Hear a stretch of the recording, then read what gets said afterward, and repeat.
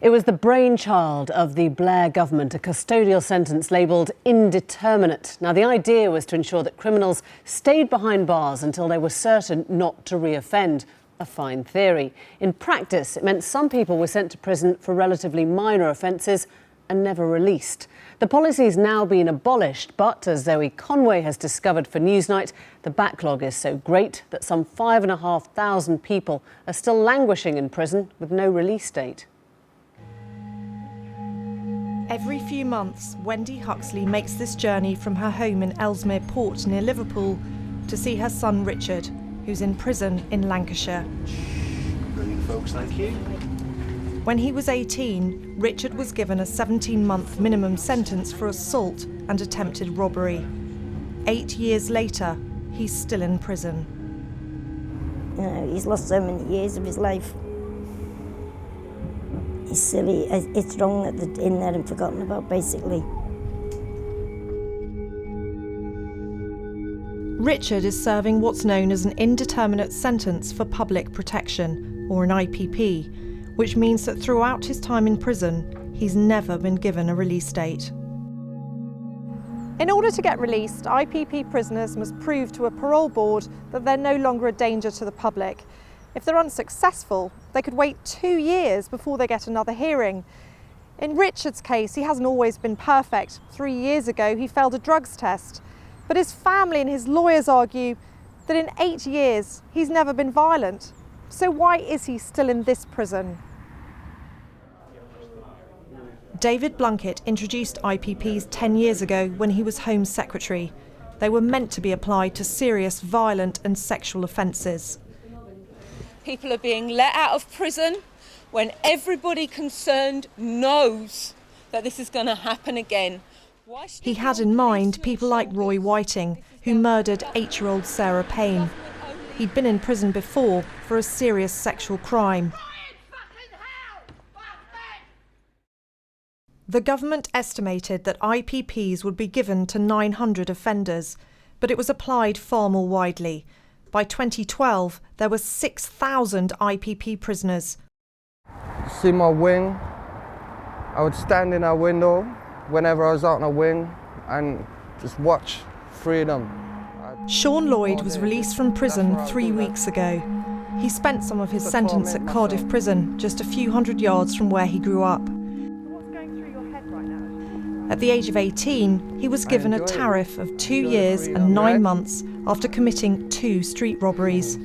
He ended up serving more than 8 years.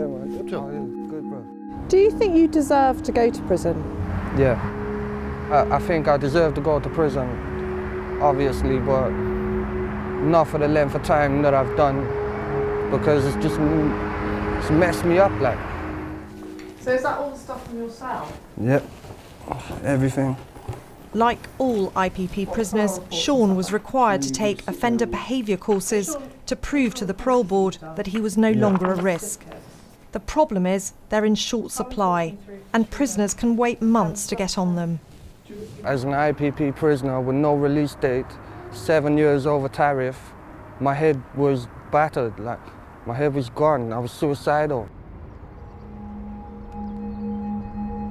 Donna Ridgely comes to this graveyard in Surrey every week so that she can feel close to her brother Sean, who committed suicide after 3 years in prison.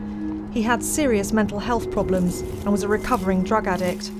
He'd been given an IPP sentence of 2 years and 5 months for forcing someone to take money out of a cash machine.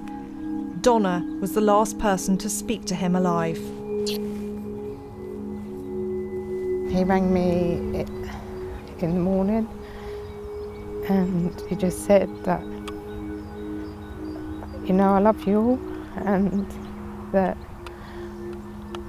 look after my mum. I just can't take no more, Donna. I don't know what's happening with my life, but I just can't take no more. And that was it. He just said, love you and bye. Sean had been told he needed to do a drug rehabilitation course and transferred to another prison to do it, but the course wasn't available. It was this, Donna says, that tipped him over the edge.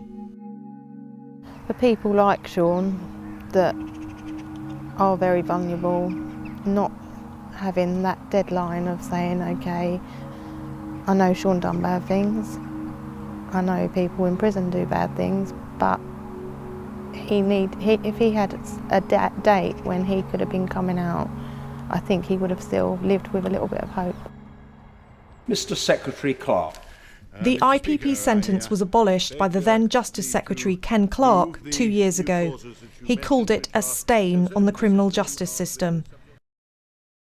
But it was not retrospective. There remains within the system 5,500 IPP prisoners. Nearly 2/3 are over tariff. At the current release rate, it will take 9 years to clear the backlog of over tariff prisoners. We told the former Home Secretary David Blunkett about Wendy's son Richard and his 8 years in prison. I'd say that this is an injustice. I would say that the original intention had nothing to do with circumstances where people would be held way beyond the normal tariff in a situation where in some instances they've not been able to take the necessary course and demonstrate the rehabilitation necessary, the change in their behaviour. In terms of the families that are watching, what would you say to them about your role in this? Well, I would say that I implemented what I believed was necessary to safeguard the public.